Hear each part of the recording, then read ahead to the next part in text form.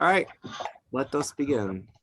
Okay, good morning, everybody, and welcome to our meeting during National Family Caregiver Month.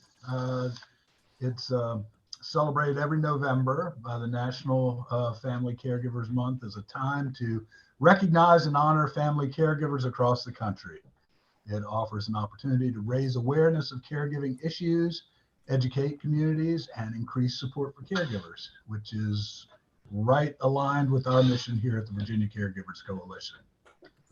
So welcome, and I'd like to just give a shout out to some new members. Adriana Carr, is she with us today? No? Okay, well, she's from the Senior Life Enrichment Consultants, and we welcome her. Megan Graves is a special education teacher who's joined us. Is Megan on the meeting today? No? Okay. Well, hopefully they'll join us in the future. Just a few announcements before we get going. The Family Caregiver Alliance is hosting an online caregiver party to celebrate National Family Caregiver Month, and that'll be on Monday, November 22nd, from 11 a.m. to 2:25 p.m. At no cost, and that's a Zoom party. Activities will include dance, games, and some surprises. As always with a Zoom call, you can expect surprises. The flyer with registration link was sent out last week. Thank you, Liza, but will be included in the meeting minutes as well. So check in there. There'll be a lot of information available, all of the things I'm going to tell you about. The Boston Rollbow Center for Active Lifestyle Interventions at Brandeis University is seeking participants for their Exergame study for family caregivers. They're currently inviting family caregivers to join a fitness study to find the best ways to help caregivers increase their physical activity. They know that caregivers are busy and often do not have a lot of time to take care of their own health. They are testing different methods to see which ones work best to help caregivers become more active and to promote caregivers' health and well-being. They believe that the goals of the study align with our organization's missions. They're interested in recruiting caregivers who are providing care to a family member who is 65 years or older. Participants will need to have an Android smartphone with internet access and Google Play Store to download an app, I imagine. All participants will be given a Fitbit so they can keep going after the study. Participants will also receive a $25 Amazon gift card after completing all aspects of the study. The flyer with the study link was sent out this week. Thank you, Liza, but will also be included in the minutes of this meeting. I want to throw it over to the members who are here with us. If there are any announcements about educational or research opportunities, please speak up if you have an event that's coming up that you'd like to let folks know about. Going once, going twice. Okay, so I'm going to turn the business of old business over to Nick to bring us up to date on some of the things we discussed at our previous meeting. Good morning, everybody. Okay, so the last meeting we had, I had talked about how we received the new lifespan respite voucher grant from the ACL, and that we were working with Virginia Tech on updating all of our application and reimbursement materials. So I can say we have finally finished it. We were meeting weekly, and Liza's been working very, very hard to get everything up and running. So I just wanted to share with everyone briefly the application packet that we redid, our new satisfaction survey for people who completed the program, and then our reimbursement forms. I'll also send them out to everyone. They're also available on our website if, one, you know anyone who may be interested in the program, or if you'd like to use it for reference kind of for your own program, or or you want to give us feedback and say, wow, you did a terrible job, how could you let that go? Can everyone see this? Yes. Okay. So I don't know how, Liza and I are kind of in the program every day, so I don't know how much you've looked at our old application compared to our new application. The biggest thing we changed, and we didn't even realize it until we started, that it was in like size 9 font. So our big thing is we made everything at least size 12 font just to make it easier to read for everybody. And we spent a lot of time either just trying to. Oh yeah, we also changed it to a sans serif font so it'd be easier to read as well. So the application, kind of how to apply, is the same, 5 pages. You have to provide verification of disability. Along with it, send it to Liza. You can go here. What's different is the disability verifications right on page 1. These are what we can accept. The goal is to make that easy right off the bat. Sometimes there was some confusion because it was in tiny little red letters on like page 3 of the application.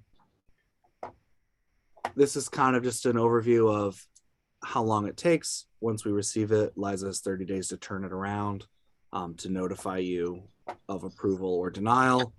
We have denied maybe. I don't think I've technically denied anyone yet with the new one. I've sent out pending information requests, which have been like 5.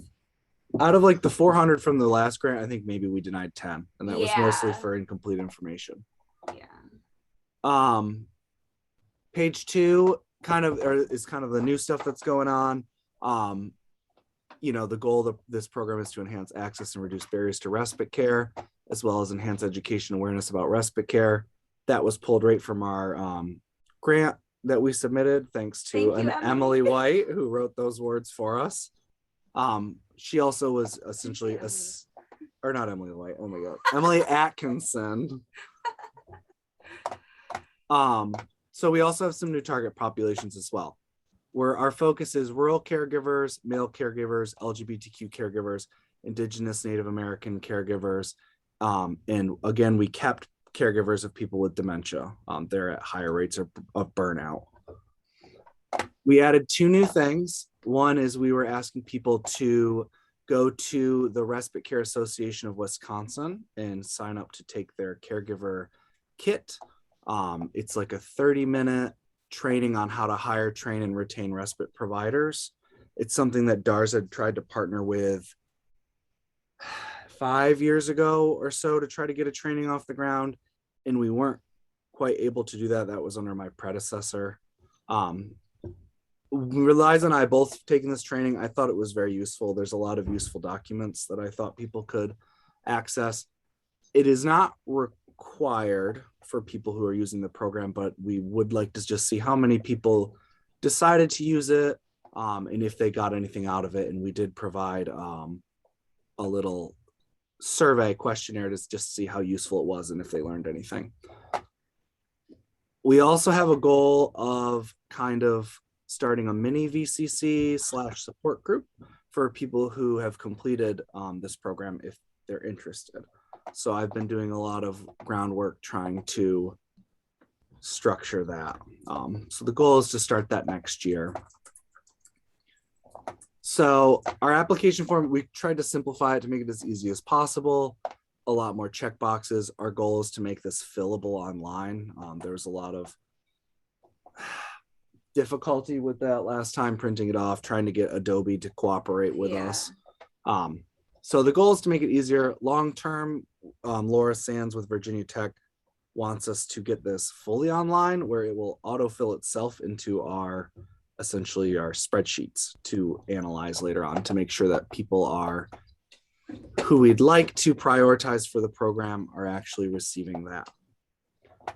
Some of the big questions is gender. We added non-binary and other. We added a question about being LGBTQ. The last time race and ethnicity were questioned kind of strange. We tried to structure it more like the census data.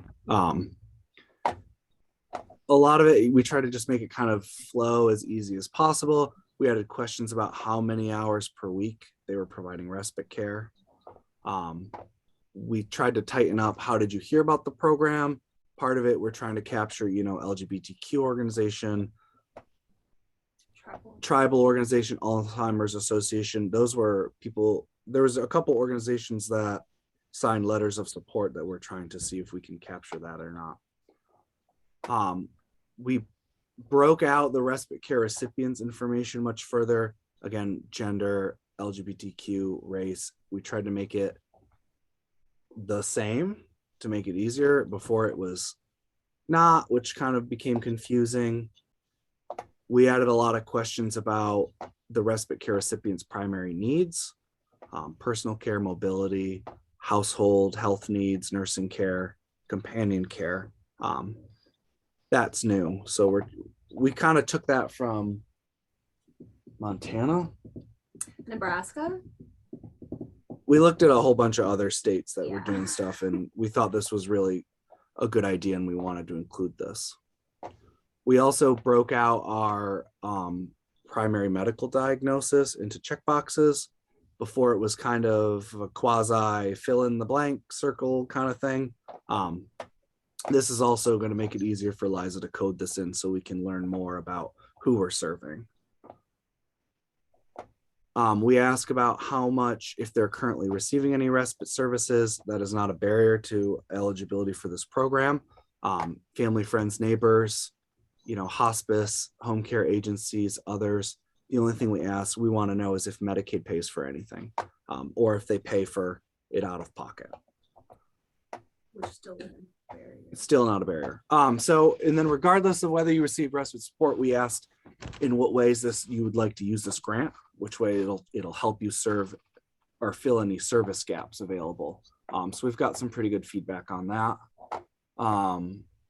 We also asked about what type of respite they would hire.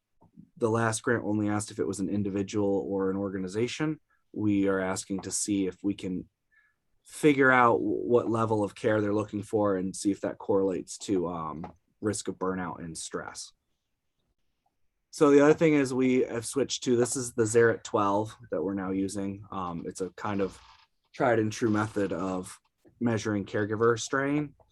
So that was new. The one before was kind of this, but kind of not. And we tried to make it as simple as possible to fill out. And then this is just basic acknowledgments of, using this program for what you're supposed to do, all that jazz. And then we have a whole page of frequently asked questions, which we expanded on. Just kind of resources for finding respite care, who's a provider, the maximum rate that we'll reimburse is $595 over, once per year. What counts as valid proof of payment? We had to clarify that. There was some confusion there. So very basic. So we also spent a lot of time on a satisfaction survey and figuring out what we're trying to measure and if it's going to be useful, and how do we go through this program and then come back around and either ask the state and say, look, we have a need, please help us fill it, give us state funds, or hey, there's more funding from the ACL, let's do that. So I don't want to take too much more time, but a lot of it is what kind of care did you use? What other care are you using, if any? How did you spend your free time? Have you benefited from the time off from receiving respite? What did the person who was being cared for get any benefit from that? If regular respite were available, how many hours a week would you estimate the family needed? That's another big question there. Barriers, anything else they'd like to provide feedback on. And then we asked just about, finding the program information, contacting, Liza, if you had any questions, if it was easy to read, or, stuff like that. So just kind of process improvement. And then we added, again, a post Zaret to see if there was any significant change in burden inventory. And then this is the reimbursement form, but I'm not going to take any time on that. Yeah. If you're interested, let me know. We've been working really hard, and I'm happy to spend more time talking about this. So Okay, that's everything for old business. I mentioned that I wanted to bring it up. Liza was up till 3:30 last night finishing the caregiver guide, so that's completely done, and we're going to be ready for publishing that soon. I'm going to send out the digital copy with the minutes for anyone who's interested. So also, Emily worked very hard on that over last summer, so we could have done it without her. I'm glad that she's participating on this with us. Yes. We love you, Emily. And we only have one more reimbursement to make for the old grant before we're done with that. And then we're fully on the new one. So that is all I have for old business. Okay, thanks, Nick. Just a couple of items here. The VCC will be holding an election to choose new officers during the May 2022 meeting. The bylaws require us to appoint a nominating committee that consists of at least 3 members that must be ratified by a majority vote of the members. So the nominating committee will present a slate of officers during the March 2022 meeting, and then we will vote in May. So, Hey, Chris, yes. I have a question about the voting of the majority of members. Is it a majority of the members who are present, or is it a majority of the members? Because I know that can be difficult. That can be difficult. I'm going to say a majority of the members who are present at that meeting in March. That is. I'm sorry, in May. Correct. So that is what we'll do, and what we'll try to do is encourage as many members as possible to attend that meeting. And we will obviously circulate the slate of nominees prior to that, along with some background information on each of them. Okay, thank you. Mm-hmm. Okay, I guess the next order of business is to see if we can get a nominating committee together. And so I will volunteer, and I would like to encourage any of you to raise your hand if you're interested. Violetta, are you interested in helping out on this one? You can unmute. Also, I can I'll send an email out about. Sure. I'm interested. Thank you. Had problems unmuting. Okay. Dee, would you like to help out on this one?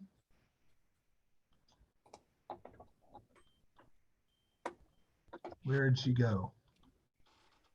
There you are. Sure, I can do that, Chris. Okay, thank you so much. Anybody else want to join in?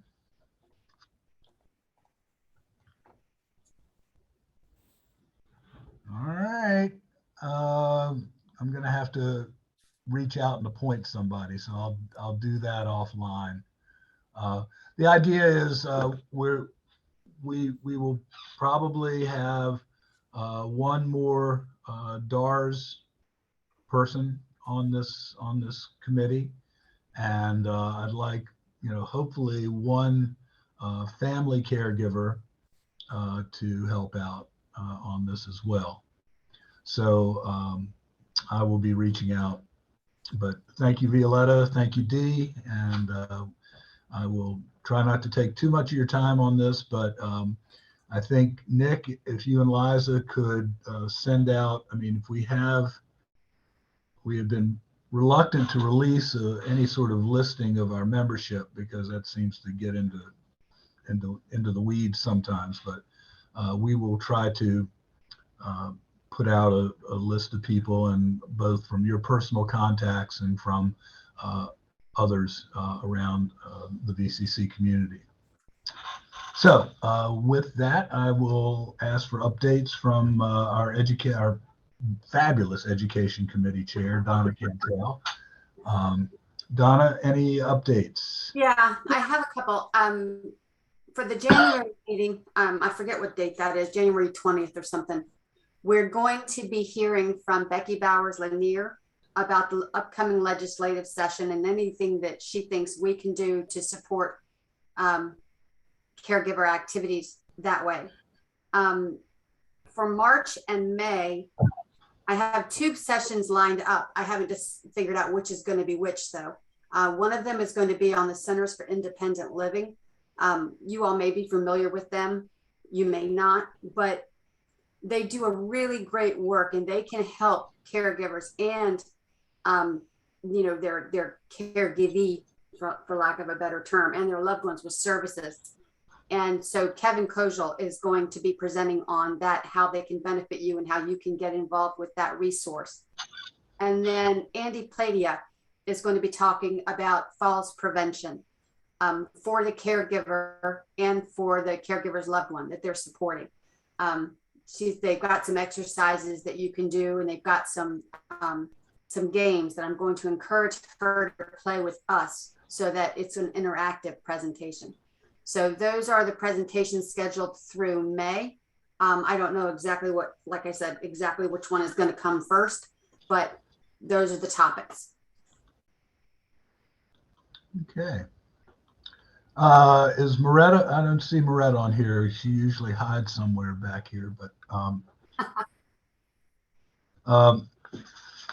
as I mentioned, we had 2 new members join since our meeting back in September, and we welcome them again and encourage you to reach out to your coworkers, your neighbors, friends, and encourage them to join. If you need a membership application, they're easily available. We can shoot it right out to you. It will be posted on the website once we get our page set up with the Virginia Navigator. So let's see, Liza, any DARS updates from you? Yes. Nick went over quite a few. So I don't want to take too much time. Like Nick said, we're working with Dr. Laura Sands on getting the rest of the materials and forms and questions kind of hammered down, what kind of data we want to collect. Also for the new grant, I have approved 28 people. I think I have like 15 to 20 people that I still need to approve. That I'll probably be approving today. There hasn't been any denial so far, but like I said, I usually send out a pending information form to kind of ask them to give me more information before I flat out deny. Let's see what else. So kind of an overview of like how the application process for the new grant is going. It seems, despite the fact that it is a page, 2 pages longer than the previous application, it seems that people are filling it out pretty thoroughly. There is a few that people tend to miss that we're trying to figure out how to format it or get it to catch their eye so they won't miss it, which is the ethnicity question and the veteran status question a lot of people miss. So that's something that we have to work on to kind of figure out how to have them fill that out. I think that's pretty much it. Yeah, we're working with Dr. Laura Sands. I pretty much finished the VCC guide at 3 a.m. this morning. I think it looks pretty good. I tried really hard. But yeah, so I'm just, we're trying to get through to the next big project, which is, I guess, the homepage is kind of the next step since we have the VCC guide, basically where we want it. So exciting, we're getting there. So, yep, that's it for me. Liza, thanks for all your work on that. Thank you to Nick, and I'd like to thank Kathy Miller for being the driver of this train. She kind of got it going about a year ago, and you guys have really picked up the ball and run with it. Let's see, George, any updates from the state's dementia services coordinator? Yep, just a quick one. So I'm going to share my screen for a second. Hang on. Where are you, George? Oh, you Oh, we can did do it. it. Oh, okay. Okay. Oh, I'm not sure what you're seeing. Hopefully just the slide, but you may be I'm you're not seeing the seeing slide. anything. It just says, Sorry.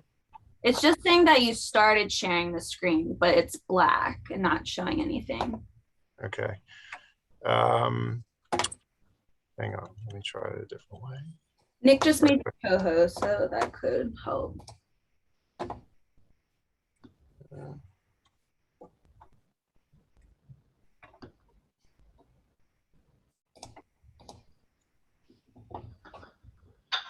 There you go. Oh, did I? Oh, okay, no, I lost it now. Sorry. Anyway, what I'm trying to show you is the dementia roadmap is in its final stages of preparation, and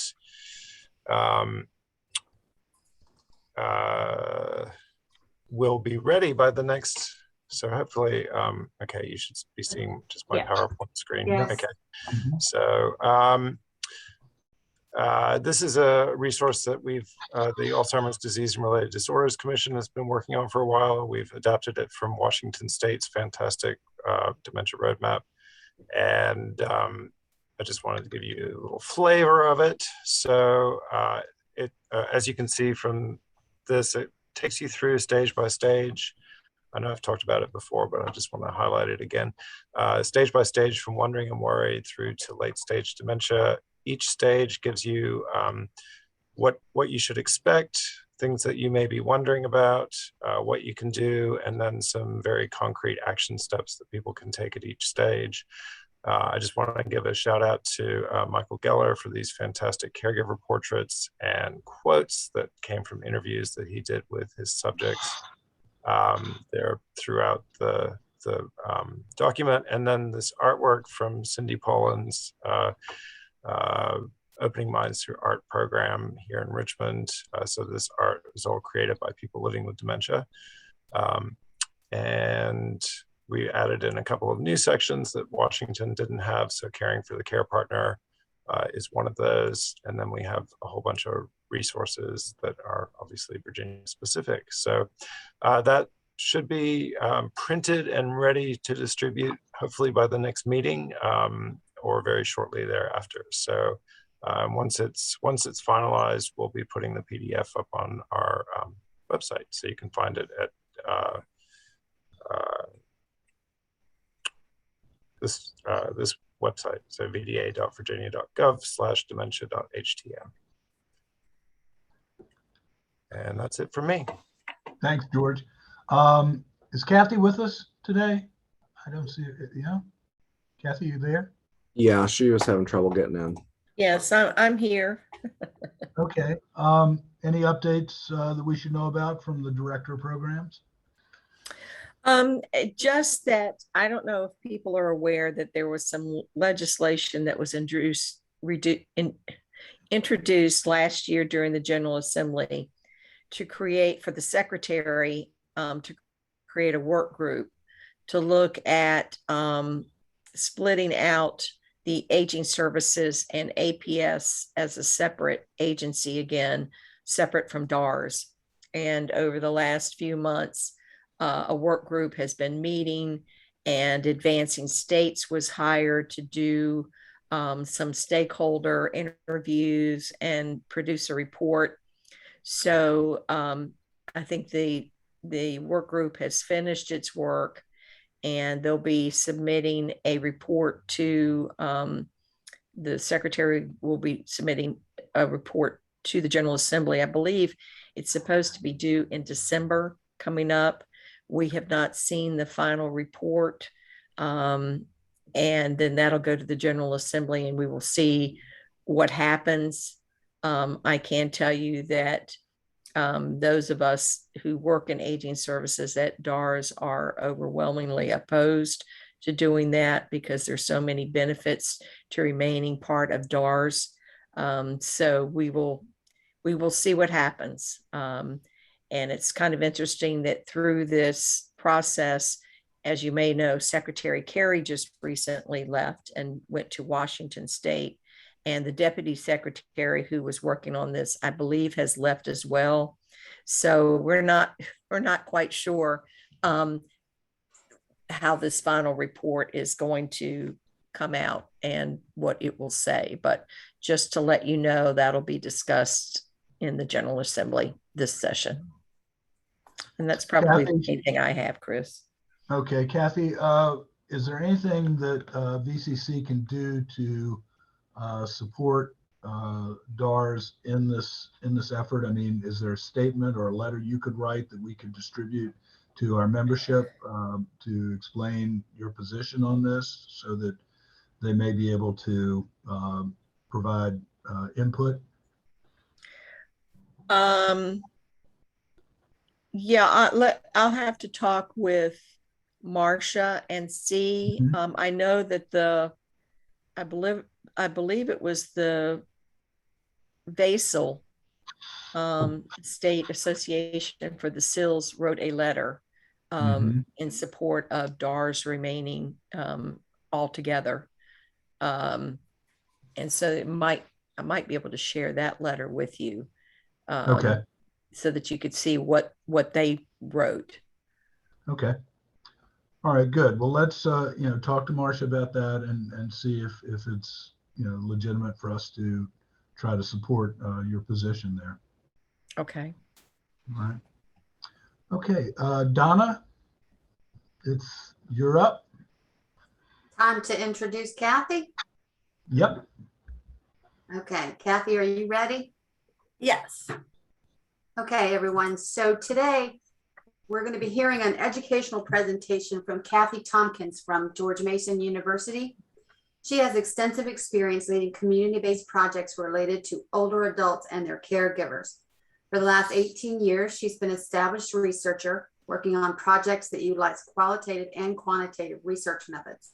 Her expertise is in areas related to non-pharmacological interventions for older adults, dementia caregiving, and intergenerational relationships.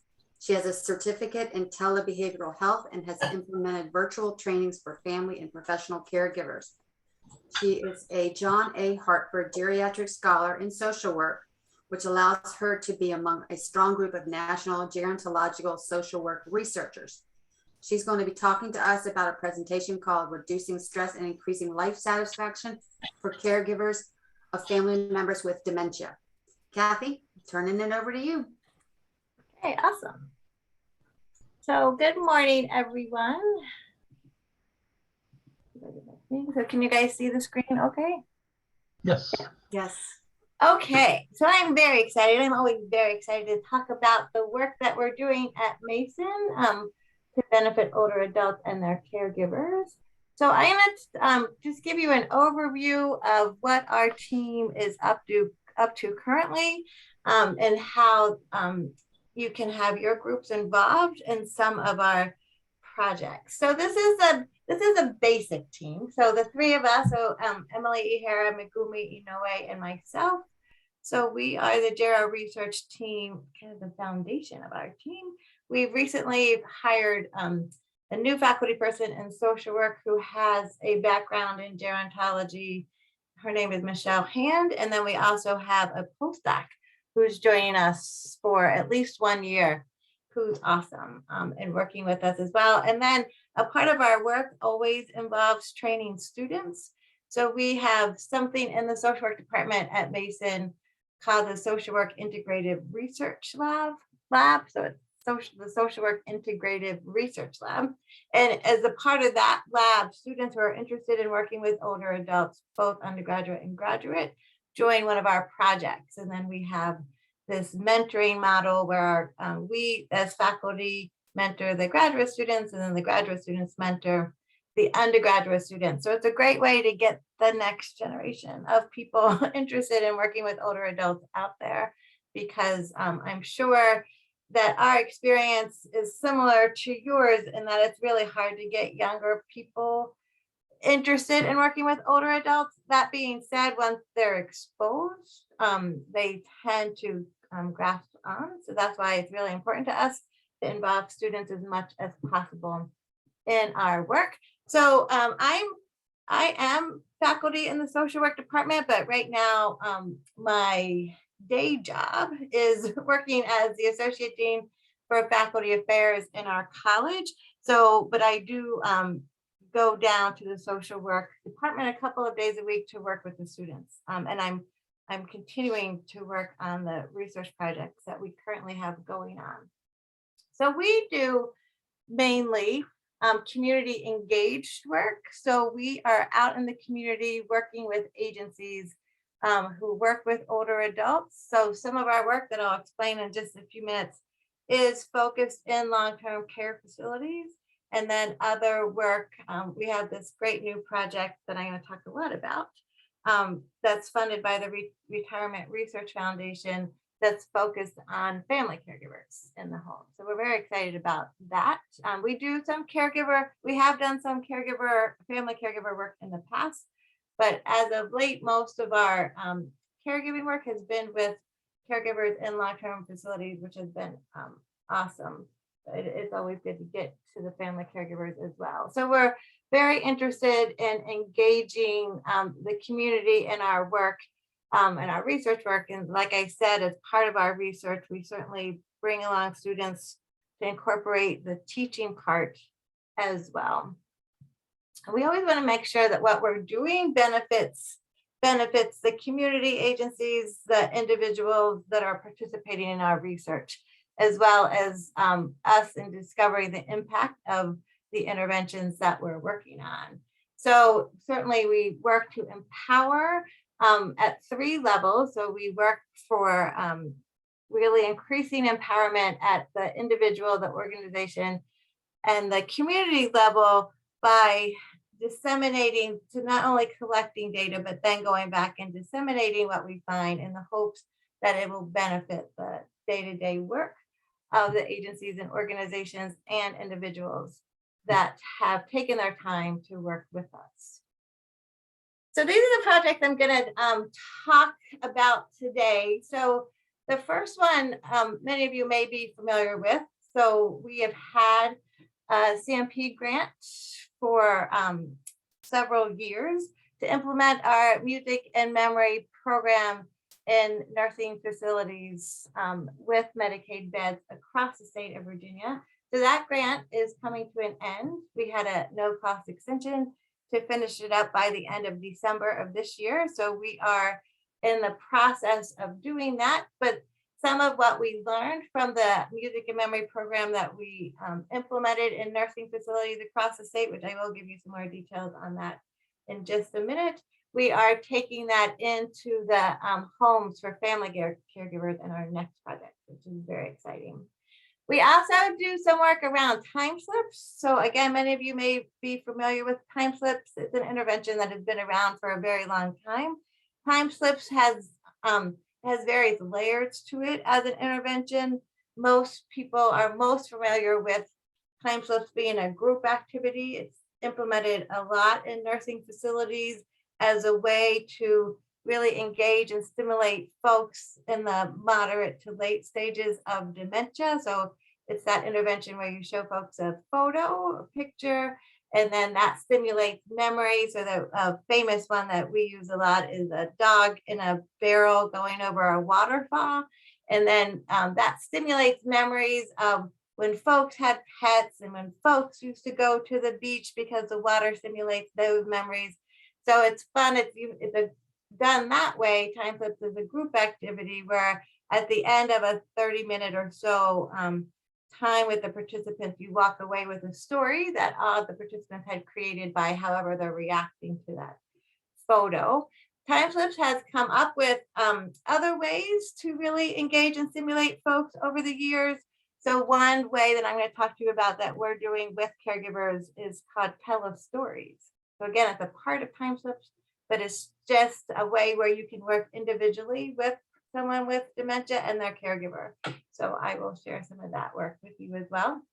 Another project that we're doing to help caregivers is it's called this collaborative care management tool. It's a kind of key fun name is Mantra, but nobody knows what that means. So we are trying to transition to calling it this collaborative caring tool.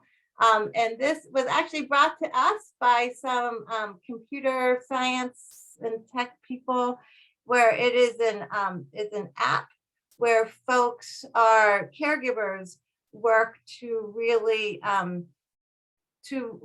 learn how to organize everything they have to do in a day with their care recipient, with their family member. And if possible, the family member is encouraged to be involved in this collaborative care. And again, I will show you more about that. This particular project, we are currently enrolling participants in. It's grant funded by the Virginia Center on Aging's RDRIF Fund. So we still have opportunities for caregivers to participate in that project. And then Mason Cares, I am so excited about Mason Cares because we were funded by the Retirement Research Foundation. This funding started July 1st of this year. And we've been working up until then, really getting it off the ground. We, the three of us, so Megumi, Emily, and myself, have been trained in this evidence-based stress management program for caregivers. It's called stress busting, if you may be familiar with that. So it's a 9-week program. And then, so we are going to work with 100 caregivers throughout the state. And everybody's going to get the stress busting 9-week caregiver program. And then we're going to ask caregivers to stay on board with us for 4 more weeks. And then half of the caregivers will get this music and memory program that they can implement with their family member at home. We have created a handbook on how to do that, and we certainly will be around for technical assistance. And then the other 50 folks will be a part of a control group where we will work with them for 30 minutes a week to practice some of the care management techniques that they've learned from the stress busting program. And then at the end of the whole project, we will make sure everybody, including the people in our control group, have all the equipment to implement the music and memory program, because we are all social workers, and a part of our ethics is that if something is working, everybody should have access to it.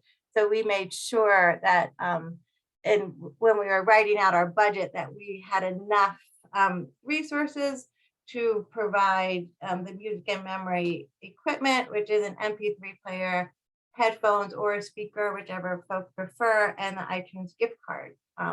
And then we also will help people upload a playlist for their caregivers. So again, I gave away all the thunder from that project already because I am very excited about that project, but we can talk more about it, and I can certainly answer any questions that you have.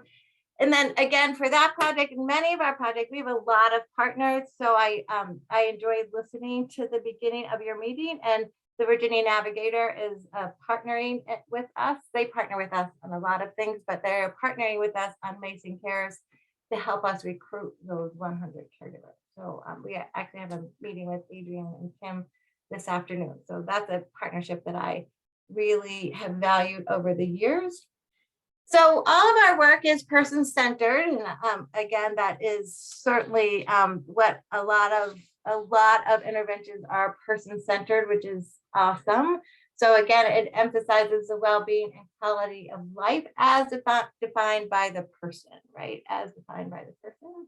Accounts for the person's past life and current status. So the music and memory program, there's evidence to show that folks with dementia, if they listen to the music that they enjoyed in their early adulthood, late teens, early adulthood, a lot of memories kind of come back. So that's been very exciting to see over time. So we're excited to be able to offer that to family caregivers now. So help caregivers understand the person's need, thus improving care and the relationship. And then this person-centered intervention showed effective reduction, and then this behavioral, psychological, and social signs of dementia and improved quality of life. And so we focus on, as social workers, non-pharmacologic interventions, so non-pharmacologic person-centered approaches to reduce behavioral changes. So I'll show you which behaviors we target in the interventions that we work with.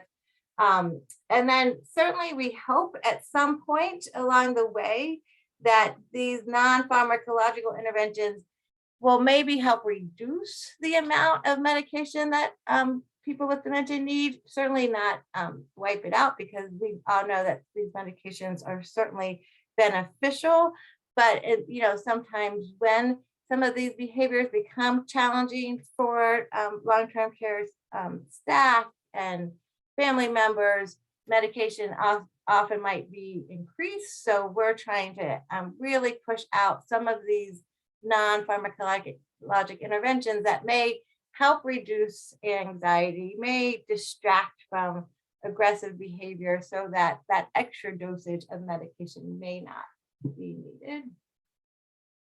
So again, this person-centered care model is all about maintaining personhood. So then I always like to pause for a minute when I'm talking to folks and really ask this question. So if you had dementia, what would be important in your daily life? So what would be important for you to maintain in your daily life if you had dementia? So you don't have to participate. I have another piece there where I'm going to really ask you to participate. But if anybody wants to unmute themselves and just chime in, that certainly would be nice. I'll chime in.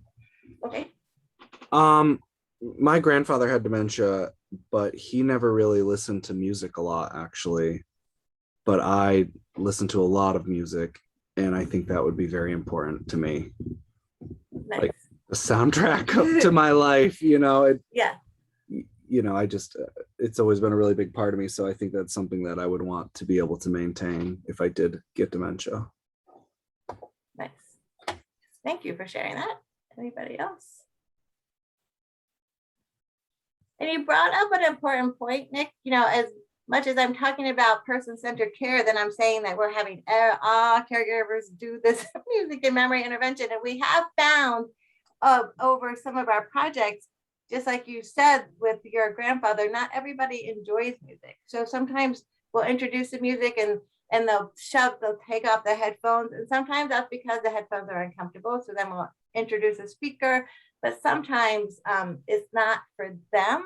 And also what we've learned over time, and this is very interesting to me, is that some music, so a caregiver will say, here are the top 30 songs to put on my family members' playlist, but some of those songs are negative triggers for folks with dementia. So we have certainly done a lot of training with our students around that, because when we first started, we had an individual who listened to a song, an Elvis Presley song, I always forget, about fire, right? About fire. I know you guys know the song. I just can't. Johnny Cash, Ring of Fire. Oh, Johnny Cash. Yes, that's who it is. Sorry, not Elvis. Johnny Cash. Yes. So this one woman would listen to this song, and whenever that song came on our playlist, she would get very emotional and cry. And we would try to ask her why she was upset, but she wasn't able to articulate it. And then we would just, put the playlist on the next time, not thinking about it, and the song would come on again and she would get upset. So we finally were able to contact a family member. And when she was a young adult, she was in a terrible house fire, and her fire burnt down, or her house burnt down. And so that song was a negative trigger. So we immediately took it off her playlist. But I think that's like a part of the educational piece that is important for, family members and staff in long-term care facilities. Kathy, for me, this is Allegra. I would say I love my puppy. And so I think I would still enjoy, if I had dementia, either visiting pets or having the electronic pets with me. Oh. And I also love babies. So I could totally see how having, a baby doll or something would be comforting for me if that were to happen as well.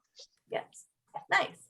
No, thank you for that. So long-term care facilities, I don't know, there's this whole movement that's been around for a very long time called the Eden Alternative.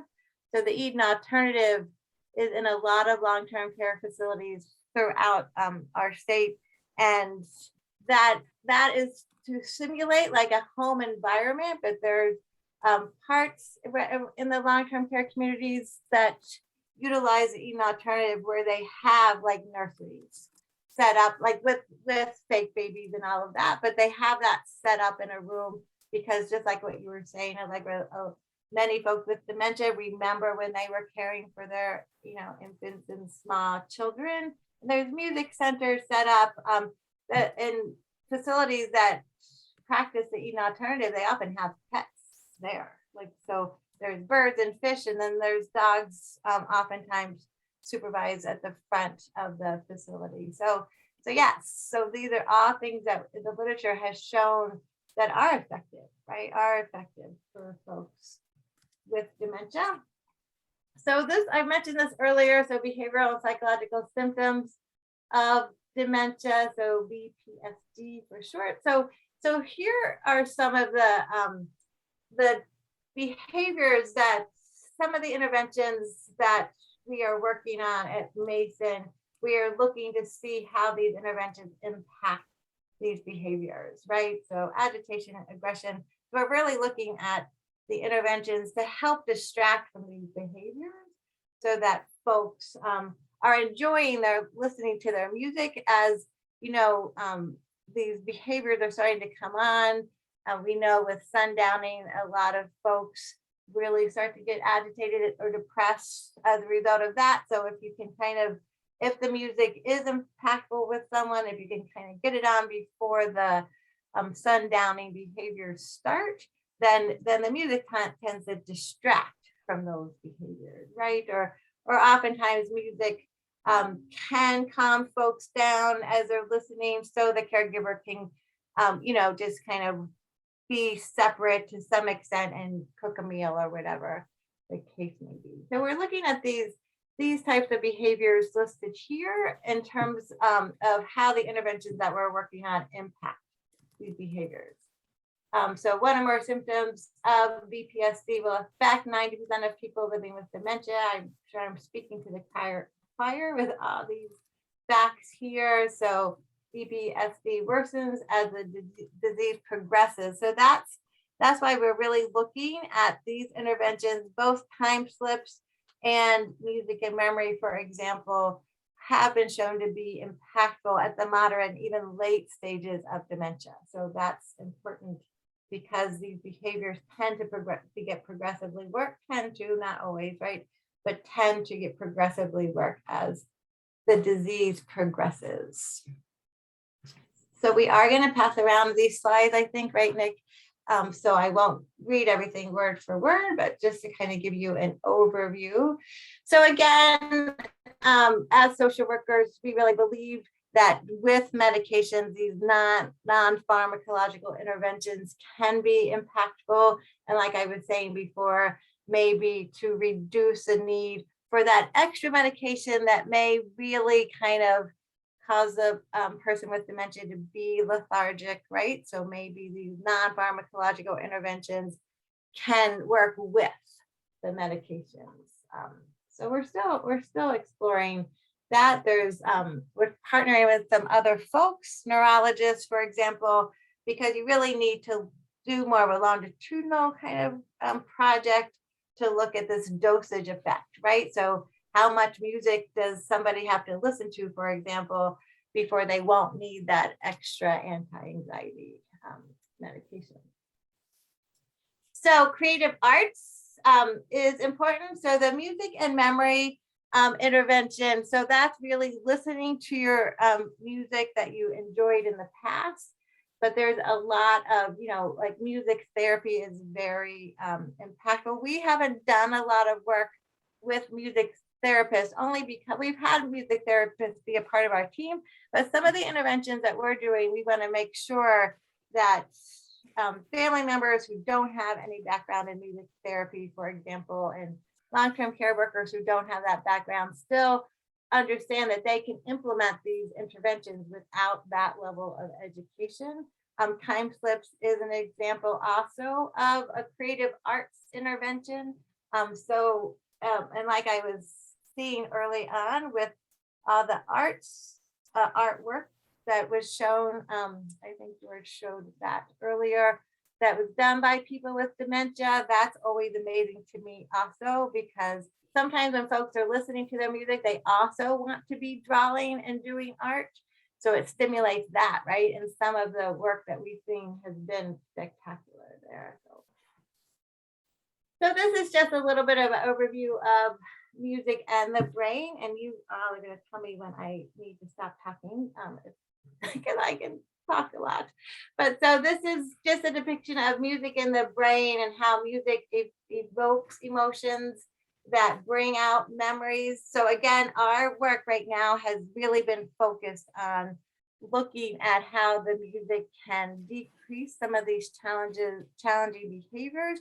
We've dabbled in the work where the music actually brings out memories, and that's very exciting to me, right? Like very exciting. So somebody who hasn't been able to articulate or engage with family members about, you know, in more current day stories, like what went on last Thanksgiving, for example, right around the table, someone with dementia may not be able to participate in that conversation, but if they've listened to their favorite music, you know, maybe 30 minutes or so before everybody gathers around the table and starts reminiscing, they may be able to articulate a Thanksgiving in their childhood or when they were a young adult, because the music tends to stimulate memories from the past. So, so I find that very interesting, and we are certainly looking forward to exploring more of that work, that memory retrieval work.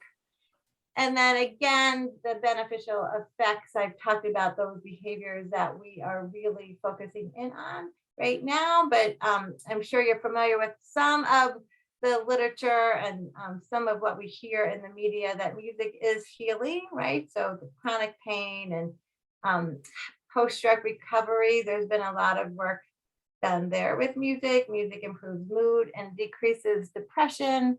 And then again, our brains are hardwired to connect music and long-term memory. So that's some of what we're up to there. So when we do our music and memory work, when we're able to get into the facilities, you know, COVID certainly limited us for that. We would train students and we would go out as well. And this was the observation forum we used to really look at the impact of the music. So we used this forum and we observed folks in adult day health centers and in the facilities that were relatively close to us for the statewide music and memory work we did. We also partnered with James Madison University and Virginia Commonwealth University. So facilities that were out that way, we trained students and they went out and did some observations with those facilities out there. Unfortunately, COVID hit right when we were getting ramped up to do that. So we still were able to collect some data in the long-term care facilities, some really good data that the staff there were able to help us with, but we probably just got half of our facilities with this observation data because of COVID.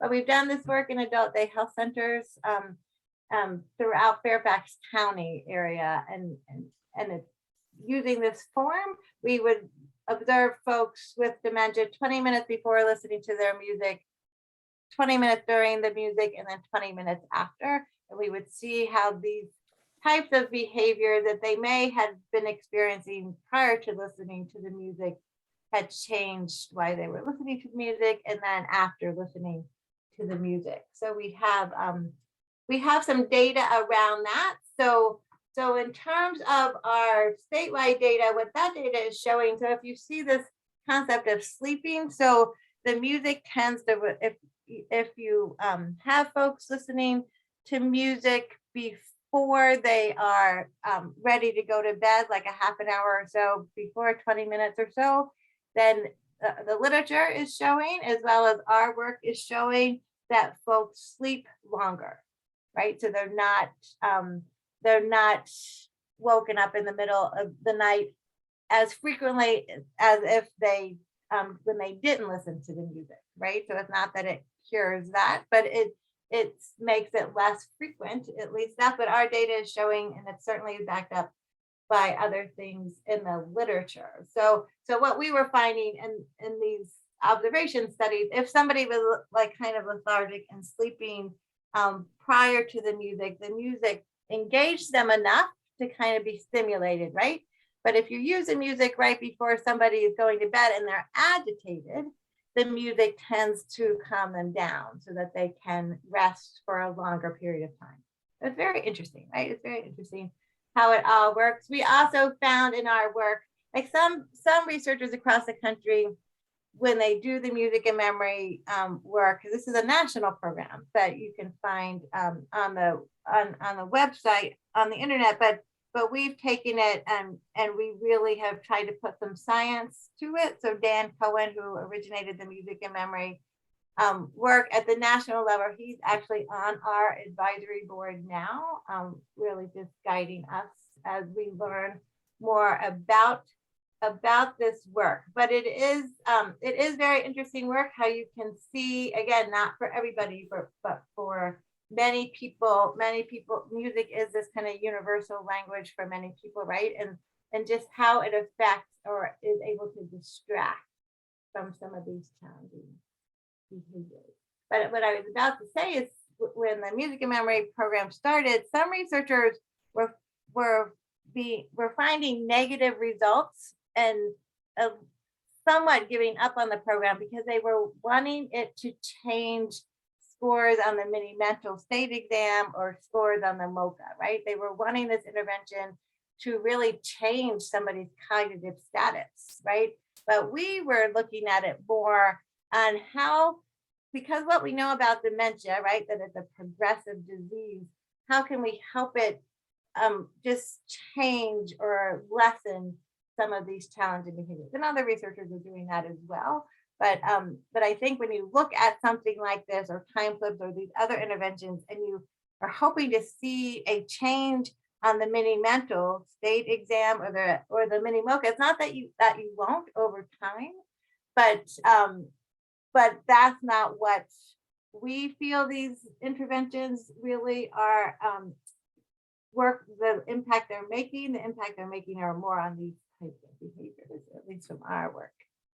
That's what we're finding. Okay, so then I was just going to have you do this little exercise. So the music of our time. So if you think about your favorite songs, so try to put all other thoughts out of your head for 2 minutes, and you think about your favorite song when you were in high school or college, or any point, like that time period of your life, right? When you were in high school or college. So think about what that song is. 30 seconds. Think about what that song is. And then as you're thinking about that song, what emotions are you experiencing as you think about it? What memories are you recalling, right? So think about a song when you were late teens, early adulthood, high school or college. What emotions are you experiencing as you think about that song? What memories are you recalling? So does anybody want to share their favorite song?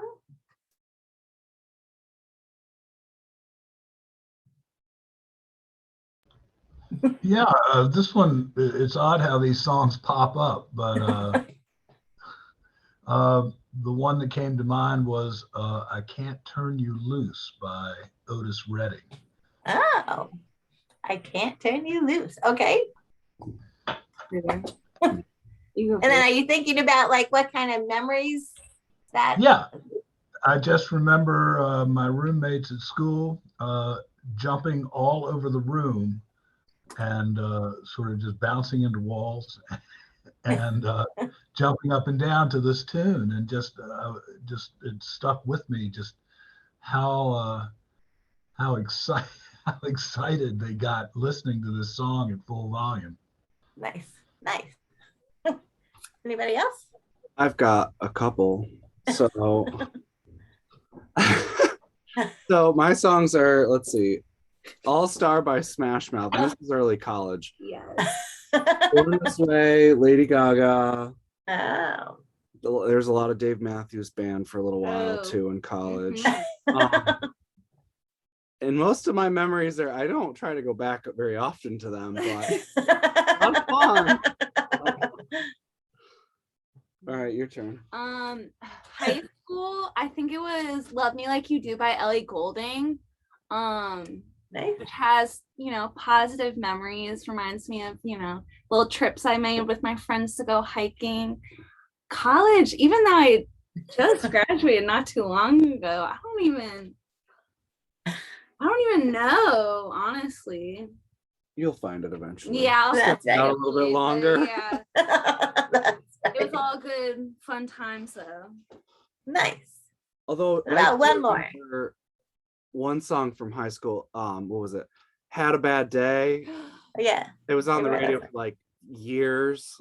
And my grandfather, when we used to make maple syrup, before he got dementia, back when I was a kid, my whole family would make it, and that was always on the radio. And it just reminds me of making maple syrup with him. That's fun. That's fun. Terrible. What do you mean? That's a good I song. know it's not. I've heard 1,000 times. That's true. What about one more before we move on? This is Allegra. Mine was Head Over Feet by Alanis Morissette. And it's actually been a favorite song since I was like 6 when I heard it with a babysitter.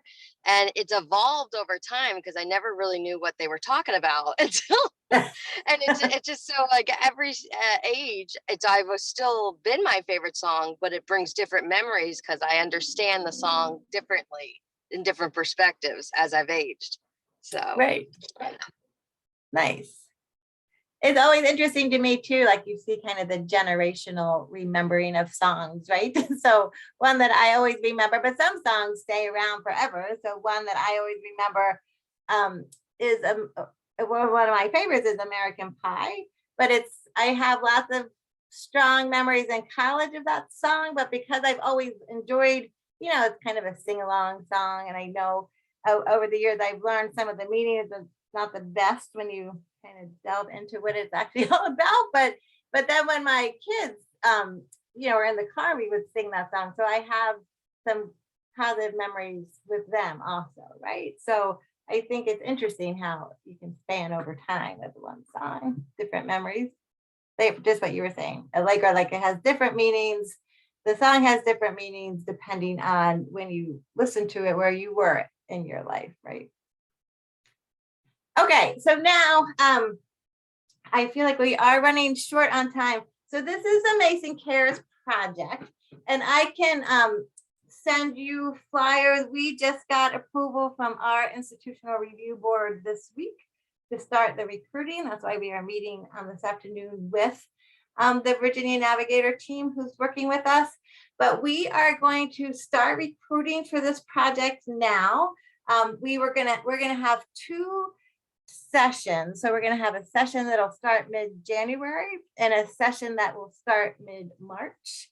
As we're recruiting caregivers now, we have our students on board to keep folks engaged and interactive with us before it actually starts. We just thought it was important to get through the holidays, right, before we ask folks to commit to 9 weeks and then 4 weeks after that. So we are very excited to get this going. We want to we need to get 100 caregivers to show the impact that we want. We hope to be able to show. So we are going to start with Virginia. If we don't get enough in Virginia, we can certainly, we have permission from the Retirement Research Foundation to go outside of Virginia, but Virginia is huge. So presentations like this, I'm hoping will help us kind of move it throughout the state. So everybody who participates with us will receive $50. It's not a whole lot, but they'll receive that as an incentive.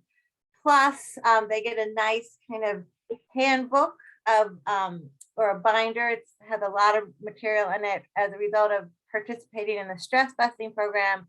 And then, like I said before, by the end of the study, everybody will have the music and memory equipment, and then the playlist loaded by our students, because that sometimes is a challenge for folks to get the music loaded.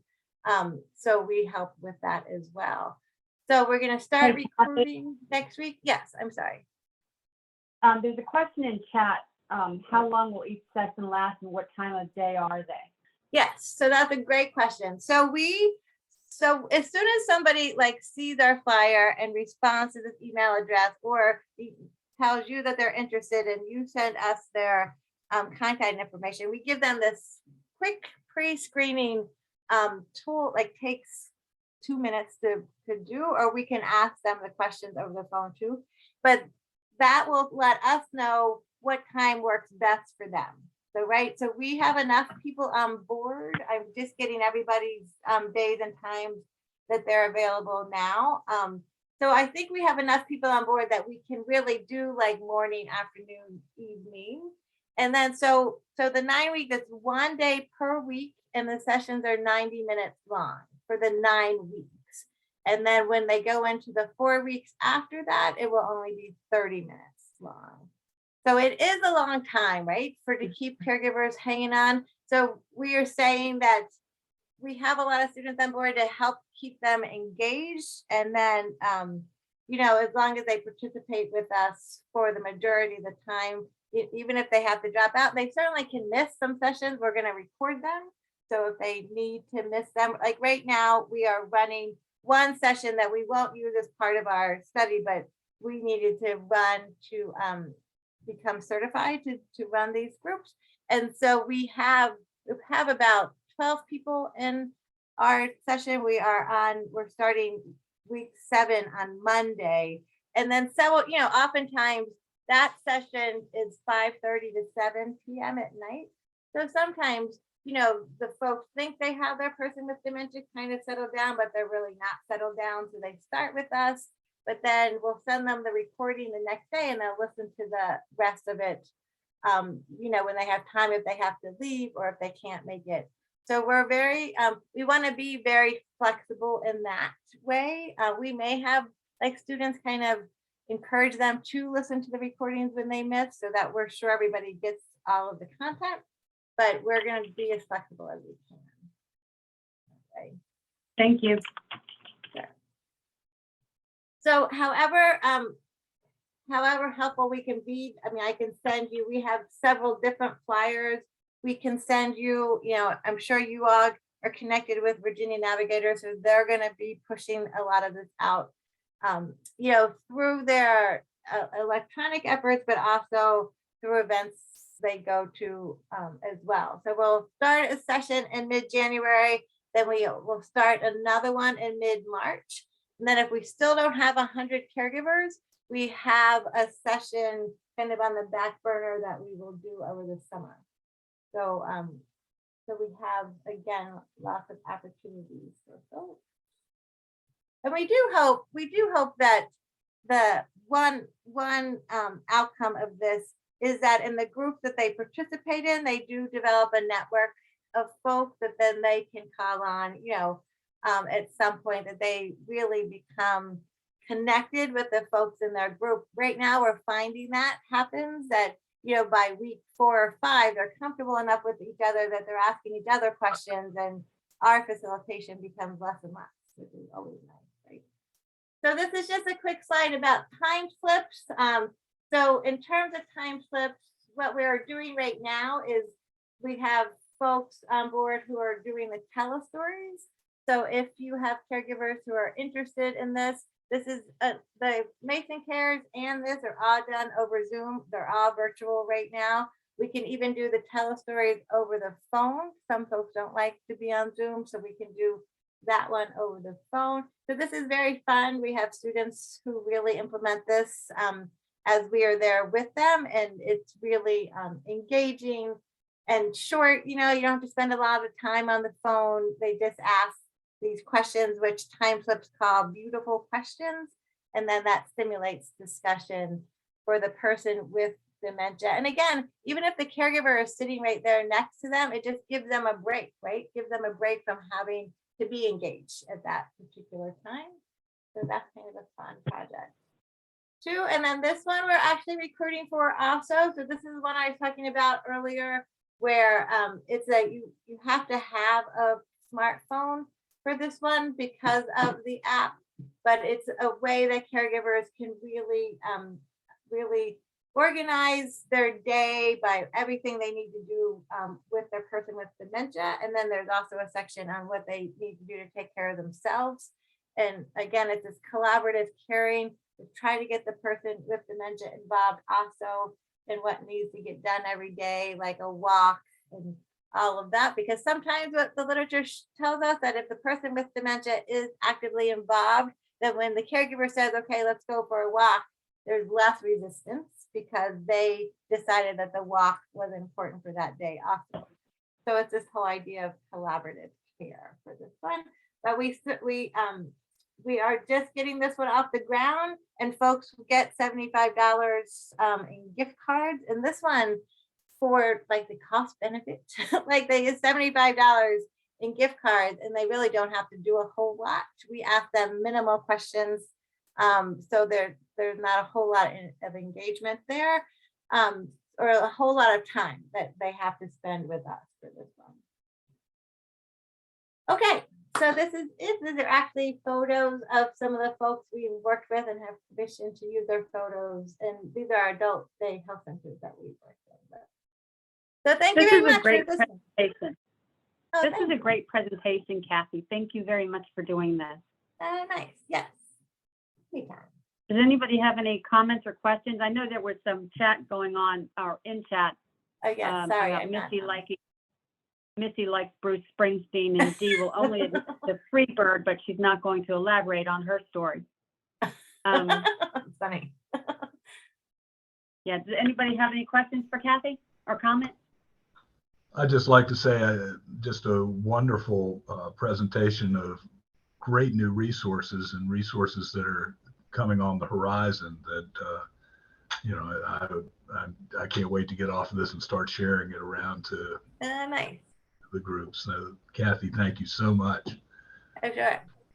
My pleasure. Hey Kathy, it's good to see you. I wanted to ask a quick question. Tell me about, and I'm sorry if I missed it, the concept stress busting. Is that an official program or your name? Is that consumer caregiver friendly? I feel like it would be, right? We're trying to kind of get away from the word burden, and not that we want to minimize anybody's challenges, but talk about the stress busting term a little bit. Sure. So stress busting is a intervention for caregivers. So when we applied for the Retirement Research Foundation funding, they have a database of evidence-based programs for caregivers. So the Retirement Research Foundation is just now starting to fund projects focused on caregivers. So in the past, they, focused on more the person with dementia and other older adult issues, but they have just recently, over the last couple of years. So as they were working their way up to doing that, they developed this database with other foundations of all these evidence-based caregiving programs. So we were charged to use one of those. So this is, I think it's Med. I can't remember the name of the company, but I can send all of that to you. I just looked it up. It's WellMed. WellMed, right? Yeah, that's right. WellMed Charitable Foundation. Yeah. Yeah. So you have to. So it's a little pricey to be certified. I think it's $1,200 to be certified as a stress busting master trainer. So we'll be master trainers after we finish this 9-week session. And then as a master trainer, you can train facilitators. So then we're training folks who have agreed to work with us to facilitate the work of our research. So then we are going to, in January, I think it's the week of January 10th, have a lot of trainings where we'll, as master trainers, we can train facilitators to implement with us the stress busting program. Okay. Thank you, Kathy. That's helpful. I thought I had seen it before, and I'm curious. It'll be good to know. is there an evaluation that is built in through the program? And I mean, I'm just, we talk about caregiver support, and Dee's been helping me with Caring for You, Caring for Me. I mean, there's all these caregiver programs out there. I'm intrigued by the stress busting kind of concept and whether caregivers will embrace that or not. I hope so. So the piece that I think is the catcher for this one that makes it maybe different from some of the others is that you have to spend at least 15 minutes, and we usually spend a little bit more, on a stress management technique. So we've done yoga, we've certainly done music, aromatherapy. So there's 9 different stress management techniques. You know, meditation. So every week we ask people to listen to this meditation audio file. I mean, they don't have to, but we ask them if they did, and then how that affects their stress, right? Listening to that. So I feel like that is the kind of hook that makes the stress busting program a little bit different. It's called a stress management program versus, right. Okay. So it is different than others where we are very sincere and well-intentioned, but we simply suggest self-care strategies, schedule time for a walk, organize care for your loved one with a church member so you can get, you know, I mean, we're well-intentioned when we suggest these things, but this program sounds like we're holding you to it. It's homework. Exactly. Right? And we did this last Monday. We led chair yoga on Zoom. So, but it's, you know, and every single caregiver participates in it. It's very nice to see. Great. Well, good luck with that. Thank you. Well, Kathy, thank you again. And I'd like to just put it out there that one of the things Donna does so well is we look around for innovative new programs throughout the state, throughout the Commonwealth, and try to bring them to our members. So if you hear of an innovative program or something you see or hear comes across your desk, you know, please let Donna know. You can reach her at donna.contrell@dars.virginia.gov. So thank you very much for saying that, Chris. But for this one, I'm going to have to give the credit to George Worthington, because he did exactly what you just suggested and contacted me with referral. Yeah. Well, thank you, George. And also I think Ellen Phipps was in the mix somewhere in there too. We do a lot of work with Ellen too. Yeah. So thank you. And just remember, everybody, that all of our programs are archived, and we've started doing that so that if you have work teammates that would benefit from learning about programs like Kathy's, you can share it with them. It's a great way to, you know, do some team building at your organization, or, you know, for people who are family caregivers, you know, to get the family together and review some of these things too. It helps build cohesion in the care team. And so, you know, hopefully you'll take advantage of these archive programs. We're trying to create them as a resource for our stakeholders. So keep that in mind. And I will invite you all to join us for our meetings in 2022. The way it's set up is that it's the third Thursday of the odd numbered months. So you can just mark it on your calendar all the way through the year. You know, that means January 20th, March 17th, May 19th, July 21st, September 15th, November 17th. They're all set. So just, you know, put it on the calendar and invite your coworkers and people that you work with to join us. I'll just say, you know, happy Thanksgiving to everybody, and I hope you have a wonderful holiday season and a happy new year coming up. So thank you all for being here today, and we appreciate you. Thanks. Thank you. Thanks, guys. Also, before everyone leaves, if you look at the flyer that I sent out for the last meeting, all of those dates are hyperlinks for the Zoom meetings. I've already created them, and you can register now and add them to your calendar. So in 6 months, you won't forget, because I'm terrible at it. So Nick, you're amazing and continue to be. So thank you again, everybody.